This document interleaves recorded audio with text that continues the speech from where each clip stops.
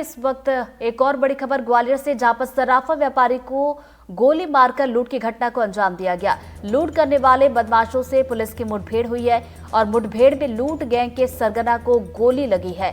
मुठभेड़ के बाद पुलिस ने तीनों बदमाशों को दबोच लिया है। दीनदयाल नगर में व्यापारी को गोली मारकर लूट की घटना को अंजाम दिया गया था।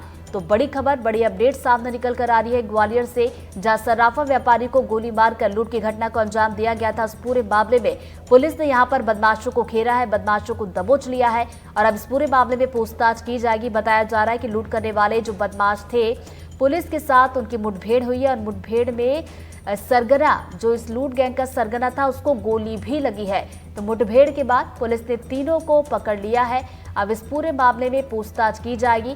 तो ये 3 तस्वीरें इस वक्त आपको टीवी स्क्रीन पर दिखा रहे हैं। पहली तस्वीर जहां पर गोली मारकर लूट की घटना को अंजाम दिया गया था और दूसरी तस्वीर आप जरा देखिए, लूट की घटना को जब अंजाम दिया गया था, जब ये 3 बदमाश बाइक पर सवार होकर पहुंचे थे। पूरा घटनाक्रम सीसीटीवी कैमरे में कैद हुआ है।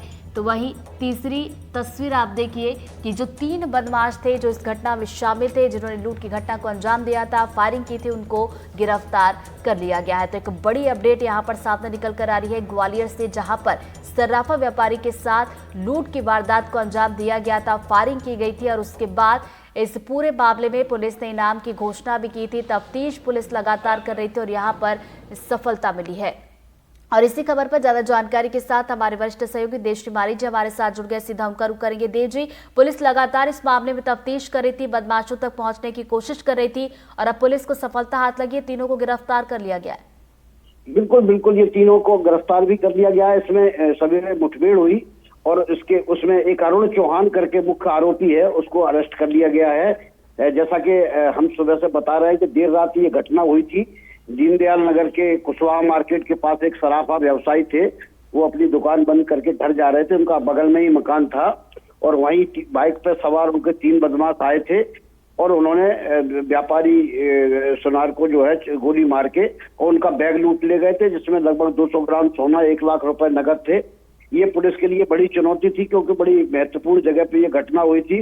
लेकिन पुलिस ने जैसा रात को दावा किया था कि उसने पूरे शहर की घेराबंदी कर दी है, बदमाशों को निकलने नहीं दे रहे हैं। आज सुबह जो है ये 3 बदमाश खेरिया गांव के पास देखे गए, जो मुरैना या भिंड की तरफ भागने की कोशिश में थे। वहीं अचानक एडिशनल एसपी सियाज और नागेंद्र सिंह सिकरवार सीएसपी की टीम थी, उनकी इनसे मुठभेड़ हो गई और इस मुठभेड़ में दोनों तरफ से गोली चली। एक गोली अरुण चौहान जो मुख्य आरोपी है उसके पैर में लगी, जब मोटरसाइकिल गिर गई और उसके बाद उन्होंने तीनों आरोपियों को दबोच लिया। आईजी ने रात को ही 10-10 हजार रुपए का इनाम घोषित किया था।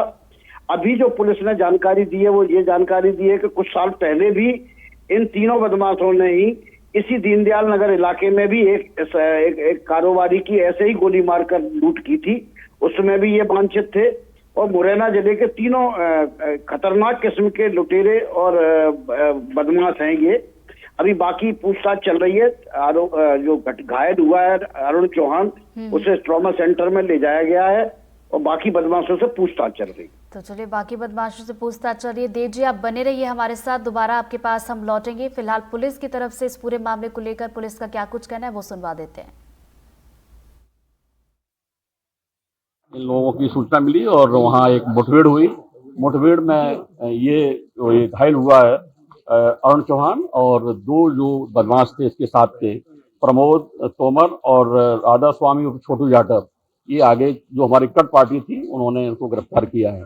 इसमें जो अरुण चौहान है, इस पे 1 दर्जन मुकदमे कायम है और अमूमन सभी मुकदमे लूट और गंभीर अपराध हैं। इसमें महाराजपुरा का 2019 का हत्या का अपराध है और दूसरा जो आरोपी प्रमोद तोमर है, इस पर 3 अपराध हैं। इसमें 1 हत्या का अपराध है और 307 का 1 अपराध है।